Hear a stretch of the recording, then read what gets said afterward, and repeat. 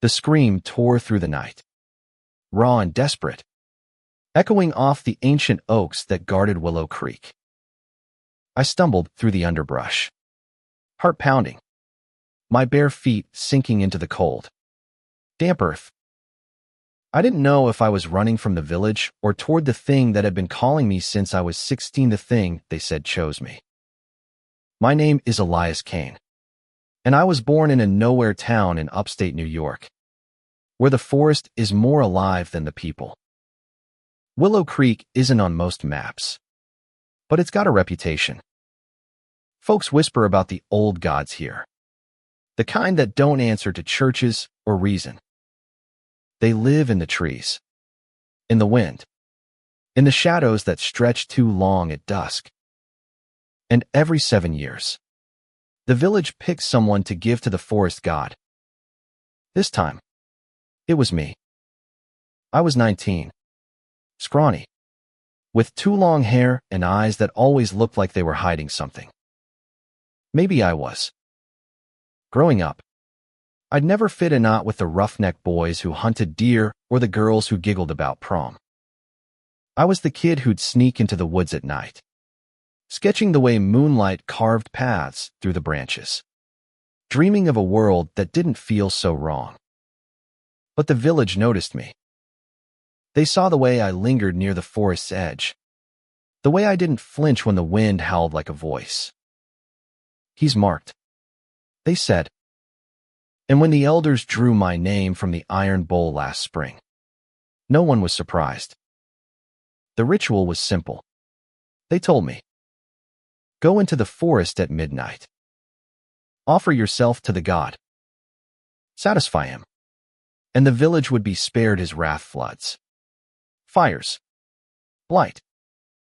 No one said what satisfy meant, but the looks they gave me, heavy with pity and something darker, told me enough. I wasn't supposed to come back. That first night, I stood in the clearing, shivering in a thin white tunic, the kind they buried people in. The air was thick with the scent of pine and something sweeter, like honey left too long in the sun. I waited, expecting claws or teeth or some monstrous thing to claim me. Instead, he appeared. He wasn't what I'd imagined. Tall, impossibly tall, with skin like polished cedar and eyes that burned amber, like embers in a dying fire. Branches twisted from his head, not antlers, but something older, alive, budding with leaves that shimmered in the dark. He moved like water, silent and deliberate, and when he looked at me, I felt Ida pull, like the tide dragging me under. "You're mine," he said, his voice low, resonant, like it came from the earth itself. I should have been terrified, but I wasn't. His name, he told me later, was Sylvan. Not a god, not exactly, but something ancient, bound to the forest for centuries. He didn't want my blood or my fear. He wanted my time, my presence, my self. Every night, I returned to the clearing. I'd sit with him, talk to him, let him trace the lines of my palms with fingers that felt like bark and silk. He told me stories of the world before men, when the forest sang and the stars listened. I told him about my sketches, my dreams, the way I'd always felt like I was waiting for something or someone. The village thought I was appeasing a monster. They didn't know I was falling for one. But it wasn't simple. The elders watched me, suspicious of how I returned each morning, unharmed, my eyes brighter than they should have been. They whispered about betrayal, about how I wasn't fulfilling my duty. They didn't understand. Sylvan wasn't devouring me. He was waking me up. For the first time, I felt seen not as the village outcast, not as the sacrifice, but as Elias, the boy who loved too fiercely, Who wanted too much? One night, under a blood-red moon, Sylvan's touch lingered longer than usual. His hand rested on my cheek, warm and steady, and I leaned into it, my breath catching. "You could stay," he said, his voice softer than I'd ever heard it. "Not just for a night. Forever." My heart stuttered. Forever meant leaving the village, my family, the world I knew. But it also meant him those eyes, that voice, the way he looked at me like I was the only thing that mattered. I wanted to say yes. God, I wanted to. But the village was already restless. They'd started following me, spying from the tree line, muttering about curses and broken pacts. If I stayed with Sylvan, what would they do? Burn the forest. Hunt him. And what was I to him? Really a mortal boy caught in the orbit of something eternal. That night, I didn't answer him. I ran back to the village, my chest tight with something I couldn't name. Fear. Maybe. Or love. Or both. The days blurred into weeks, and I was splitting in two. By day, I was Elias, the quiet boy who hauled firewood and avoided the elders' stares. By night, I was Sylvan's, lost in a world where time didn't exist, where his voice wrapped around me like a warm blanket. But the village was closing in. They'd stopped whispering and started demanding. "What do you do out there?" They'd ask, their eyes narrowing. "Why hasn't the god taken you yet?" I couldn't tell them the truth. That Sylvan didn't want a sacrifice, wanted a companion. That his touch wasn't cruel, but gentle. His gaze not predatory, but searching. That I was starting to need him as much as he seemed to need me. I'd catch myself sketching his face in the margins of my notebook. The curve of his jaw. The way his eyes glowed when he laughed. I'd blush and tear the pages out. But it didn't matter. He was in me now, like sap in a tree. One evening, I overheard the elders in the meeting hall. "He's bewitched," one said, her voice sharp as a blade. "The god's playing with him, and we'll all pay the price." Another, a man with a face like cracked leather, spat, "We should have sent a girl. The boy's unnatural." My stomach twisted. Unnatural. I'd heard that word before when I was 12 and got caught staring too long at Tommy Grayson's smile. When I'd fumble through excuses about why I didn't date. They didn't know about Sylvan. Not really. But they sensed something. And in Willow Creek, different was dangerous. I started sneaking out earlier, avoiding the paths where the village boys patrolled with lanterns and rifles. They were hunting for proof, for a reason to drag me before the elders and declare me a traitor. I didn't care about their judgment, but I cared about Sylvan. If they found him, if they saw what he was, what we were, they'd destroy him. Or try to. In the clearing, Sylvan noticed the change in me. "You're afraid," he said one night, his hand brushing my arm. The air was heavy with the scent of rain, and thunder rumbled in the distance. I nodded, unable to lie to him. "They think I'm failing you." Failing them. His eyes darkened, the amber dimming to something stormy. "They don't understand," he said. "They never have. Mortals fear what they cannot control." He pulled me closer, and I let him. His arms were strong, grounding, like the roots of the forest itself. "Stay with me, Elias," he whispered, his lips brushing my ear. "The forest can protect you. I can protect you." My heart raced, torn between the pull of his voice and the weight of the world I'd be leaving behind. I thought of my mother, her tired hands kneading bread, her quiet hope that I'd be normal one day. I thought of the village, small and cruel, but all I'd ever known. And I thought of Sylvan, who saw every part of meth broken. The beautiful Anne wanted it all.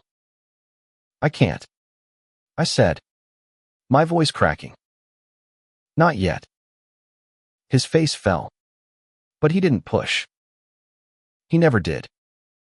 Instead, he kissed my forehead, soft as a leaf falling, and let me go. The next night, everything changed. I was halfway to the clearing when I heard the snap of twigs behind me. I turned, and there they were, 3 village boys, led by Tommy Grayson himself.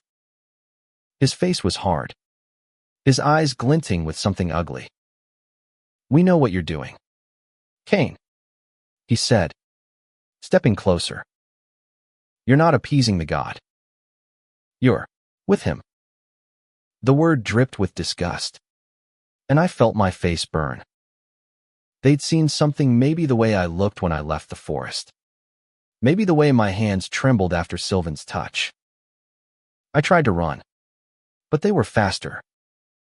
They grabbed me, dragged me to the village square, where a crowd was already gathering. The elders stood at the front, their faces grim. "You've betrayed us," one said. "You've brought ruin on us all." They didn't care about the truth. They cared about their fear, their rules, their fragile control. They tied my hands, muttering about a new ritual, one to cleanse the forest of my corruption. As they marched me toward the woods, I realized they weren't taking me to the clearing. They were taking me to the old altar, a slab of stone stained with centuries of offerings. Panic clawed at my chest. This wasn't about appeasing Sylvan. This was about punishing me. The altar loomed in the moonlight, jagged and cold, surrounded by a circle of torches that flickered like accusing eyes. The crowd's murmurs grew louder, a mix of fear and righteous anger. I struggled against the ropes binding my wrists, but they held tight, biting into my skin. Tommy stood closest, his face twisted with something I couldn't read: hate, maybe, or jealousy. "You think you're special," he spat. "You think you can love a monster and walk away." I didn't answer. I couldn't. My mind was on Sylvan, on the clearing, on the way his eyes softened when he said my name. I didn't know if he could hear me, if he could feel the danger I was in. But I prayed he wouldn't come. Not now. Not when they were ready to kill anything that didn't fit their world. The head elder, a woman with silver hair and a voice like iron, raised her hand for silence. "Elias Kane has defiled the pact," she said. "He has chosen sin over duty. Tonight, we offer his blood to restore the balance." My knees buckled, but Tommy yanked me upright, his grip bruising. They forced me onto the altar, the stone freezing against my back. I stared at the sky, searching for stars, for anything to hold on to. All I could think was, "I'm sorry, Sylvan. I should have stayed." Then the forest screamed. It wasn't a sound you could hear with your ears, it was deeper, like the earth itself was crying out. The torches flickered, then died, plunging us into darkness. The crowd gasped, stumbling back as the trees shook, leaves falling like rain. And there he was, Sylvan, emerging from the shadows, his eyes blazing brighter than I'd ever seen. He was no longer the gentle figure from the clearing. He was wrath, power, a god in every sense of the word. "Release him," he said, his voice shaking the ground. The elders froze, their courage crumbling. Tommy dropped my arm, backing away. his face pale.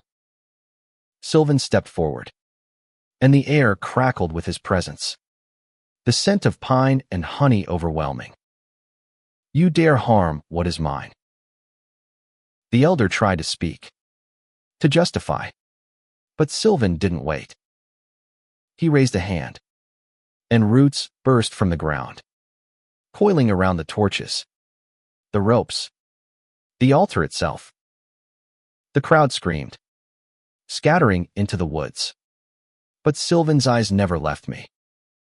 He cut the ropes with a flick of his wrist, his touch warm as he pulled me to my feet. You're safe, he whispered, and I believed him. But it wasn't over. The village wouldn't stop. They'd come back, with fire, with weapons, with their fear dressed as righteousness. I looked at Sylvan, his face etched with worry, and I knew what I had to do. I'm ready, I said, my voice steady for the first time. I want to stay with you. His eyes softened, but there was pain there too. It's not just leaving them, he said. It's becoming something else. You'll be bound to the forest, like me. Mortal, but not. You'll never age, but you'll never leave. I thought of my mother, of the life I'd never live, of the world that had never wanted me. Then I thought of Sylvan, of the nights we'd spent together, of the way he made me feel whole. I choose you, I said. He kissed me then, fierce and tender, like the forest claiming a seed. The world around us faded, the altar, the village, the fear. There was only him, only us. When he pulled back, he took my hand, and the forest opened for us, paths forming where there'd been none. We walked into the trees, deeper than I'd ever gone, until the village was just a memory. Years later, I heard the stories. Willow Creek spoke of a boy who vanished, a god who retreated, a forest that grew wilder, untouchable. They didn't understand. They never would. I wasn't their sacrifice anymore. I was Sylvan's, and he was mine. We guard the forest together now, two souls woven into its roots, its leaves, its endless nights. And every time the moon rises, he looks at me like I belong only to him, and I know I do. The village was wrong about many things, but they were right about one. I was marked. Not for death, but for love. For a life bigger than their fear could ever hold. And in the heart of the forest, where the stars still listen, I am finally home.